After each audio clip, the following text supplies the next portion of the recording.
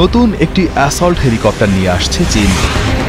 এই হেলিকপ্টারটি বর্তমানের আধুনিক যুদ্ধের জন্য খুবই উপযোগী। এটি চীনের নিজস্ব প্রযুক্তিতে তৈরি Z-20 হেলিকপ্টার সিরিজের একটি নতুন আধুনিক সংস্করণ, যাকে মার্কিন যুক্তরাষ্ট্রের জনপ্রিয় ব্ল্যাক হক হেলিকপ্টারের সঙ্গে তুলনা করা যায়। এটি মূলত একটি আক্রমণকারী হেলিকপ্টার হিসেবে ডিজাইন করা হয়েছে। তিয়ানজিন শহরে 15 অক্টোবর থেকে শুরু হচ্ছে 7ম চীন হেলিকপ্টার এক্সপো। এই প্রদর্শনী শুধু একটি সাধারণ মেলা নয়, এটি একই সাথে বিমান শিল্পে সহযোগিতা এবং নতুন প্রযুক্তির আদান প্রদানের একটি বিশাল মঞ্চ। এই বছর প্রদর্শনীটিকে আরও বড় এবং উন্নত করা হয়েছে।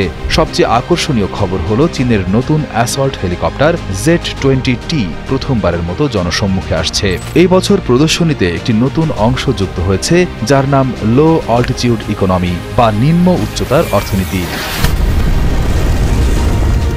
লো অল্টিটিউড ইকোনমি বলতে বোঝায় কম উচ্চতায় বিমান, হেলিকপ্টার এবং ড্রোন ব্যবহার করে বিভিন্ন অর্থনৈতিক কার্যকলাপ চালানো।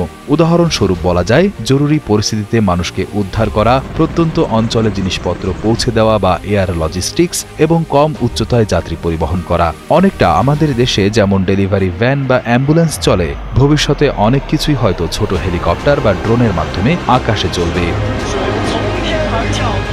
এই নতুন বিভাগটি দেখাবে কিভাবে চীন নতুন উন্নত উৎপাদন শক্তি এবং এই নিম্ন উচ্চতার অর্থনীতির মাধ্যমে প্রযুক্তিতে এগিয়ে যাচ্ছে।